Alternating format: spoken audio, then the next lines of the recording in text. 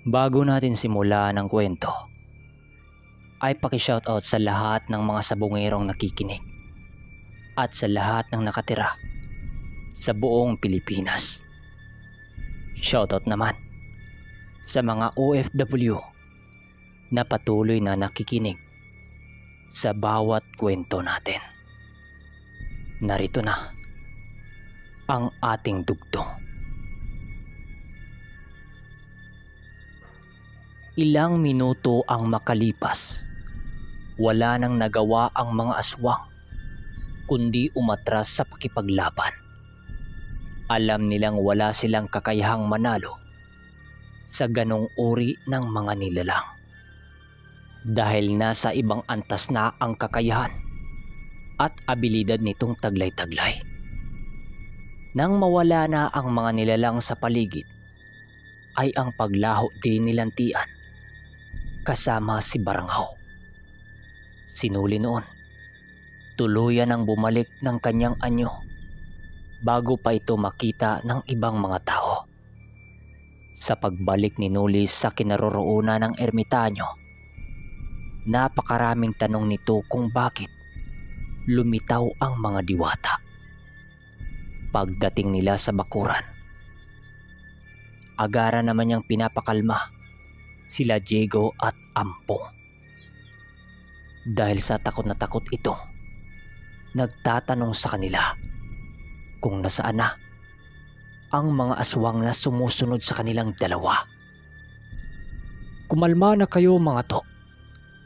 Hindi na yon babalik rito.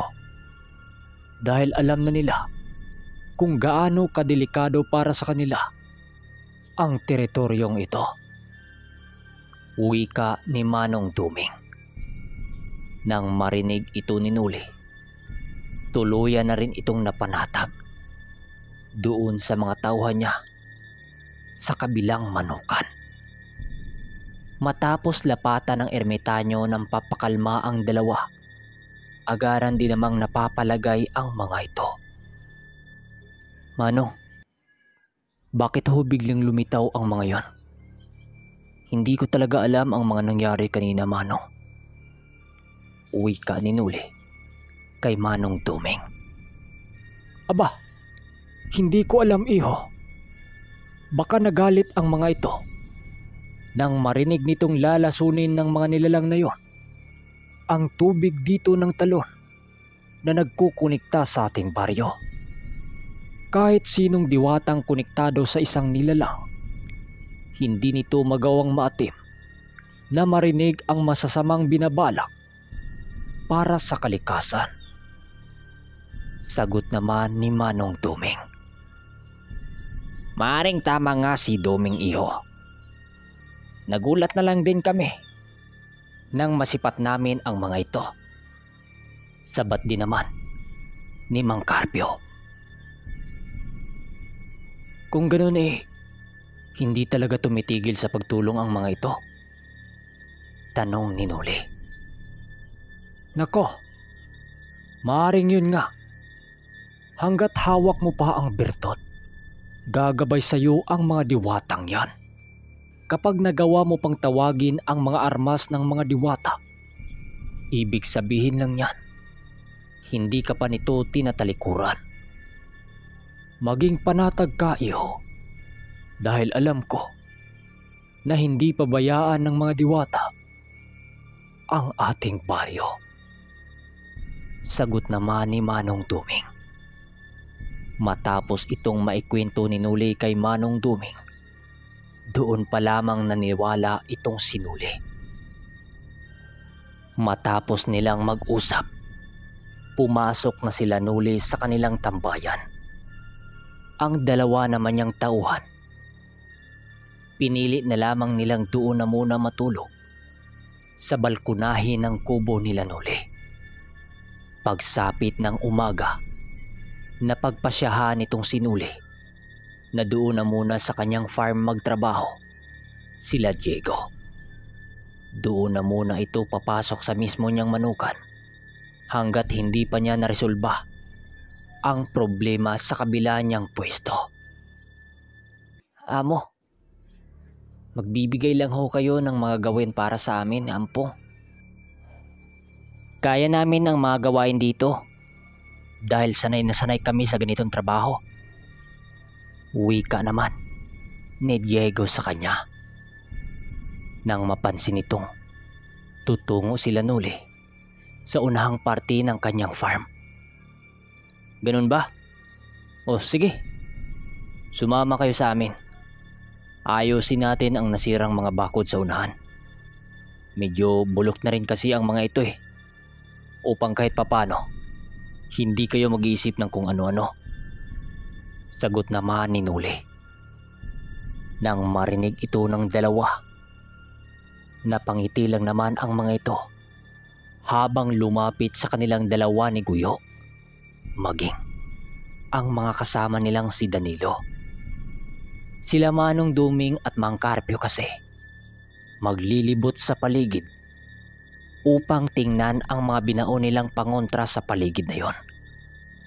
Sa paglipas ng ilang oras sa pag-ayos nila Noli ng mga bakod, naisipan niyang paglaban-labanin ang mga ilan niyang mga tandang na matagal nang hindi napapahaway. Par, okay din tong naisipan mo. Upang hindi makakalimot sa tunay na labanan itong mga mandirigma mo. Mula kasi nang umalis ka dito sa ating baryo, hindi na naasikaso ang mga ito. Wika naman sa kanya ni Guyo, habang hawak-hawak niya ang isa niyang manok. Oo nga par, parang gusto ko muling lalaban ng tigbakay ngayon ha. Ikaw, may alam ka bang lugar na may pasabo ngayon? Sagot ni Noli. Teka, tama sa linggo. Sa bayan ng San Lucia, may sabong doon. Sabihin mo lang kung kailan tayo tutungo. Dalhin ko rin yung pinsan kong si Lito. Wika ni Kuyo. Sige, pagkatapos naming maayos itong problema sa kabilang manukan, tutungo tayo ron. Sagot naman ni Noli. Ano kaya kung dadayuin natin ang pangkat ni Ignacio dun sa kanilang baryo? Sabi-sabi kasi sa bayan ha, maraming nagkagalit dyan sa pangkat ni Ignacio. Gawa ng bukod sa mapanglamang ito ng kapwa mga sabungero, nambabagat pa umano ang mga ito sa mga taong papauwi ng bundok. Dagdag pa ni Guyo. Totoo ba yung mga sinasabi mo? Sagot ni Noli. Oo naman par. Kilala mo ko, di ba? Hindi ako nagkwento ng walang kabuluhan. Totoo ang lahat na yan. Kung ganon, masyado na pala talagang salot yung Ignacio na yan. Humanda siya sa akin. Binababoy niya ang lahat na pag-aari ko.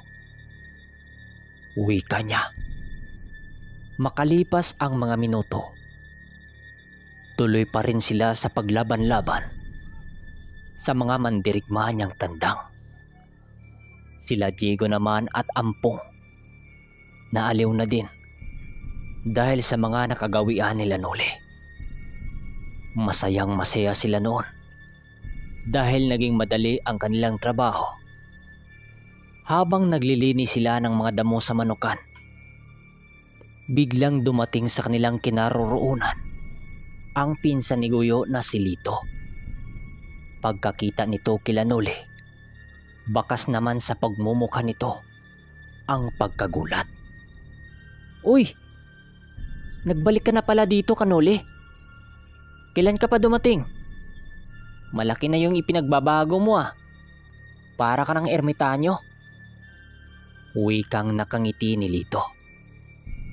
Kahapon lang, Lito. Ito ba oh? Uminom ka muna. Pag-alok niya sa pinsan nito. Kalahating oras na kanilang pag-usap. Panay lang naman ang kamustahan ng naganap. Hanggang sa nabanggit sa kanila ni Lito na may pasabong daw ng araw na yon. sa baryong patungong bayan. Nang marinig nila ito ni Noli, kaagad naman silang nagkakaayayaan upang tumungo sa nasabing lugar. Kaagad namang nagpresenta sila Danilong sasama sa kanilang pag-alis nang siyang walang problema para kay Noli.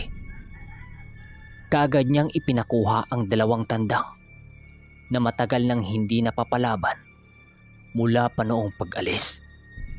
Ito ay ang lahi na nanggagaling kila Omar. Habang naglalakad sila pababa ng baryo, napag-usapan naman nila ang 3 manok na dinala ni Noli sa kanilang paglalakbay noong mga nakaraang buwan. Kaagad namang isinalaysay ni Noli ang mga nangyari sa kanilang lakad na yon. Sa kanilang paglalakad, napagtanto nitong si Noli na malayo na sila sa kanilang baryo. "Tika bar, ano bang baryo na ito? Malayo na to sa atin ah." Wika niya sa mga kasama niya. "Ito ang baryo Pagtong. Dito raw nagaganap ang tupada eh." Sagot naman ni Lito. Medyo natahimik noon si Noli dahil ang baryong kanilang pinasok, kilalang kilala ito na maraming mangkukulam na nakatira. Hanggang sa maya-maya pa, paglagpas nila sa makakapal na kawayanan, doon nila nasipat ang nasabing tupada. Kadalasan sa mga nakita nila sa sabungan, halos mga dayo. Pero habang papalapit sila sa dito, ay biglang napatigil sila Guyo at Lito nang masipat ng mga ito ang grupo ng mga kalalakihan.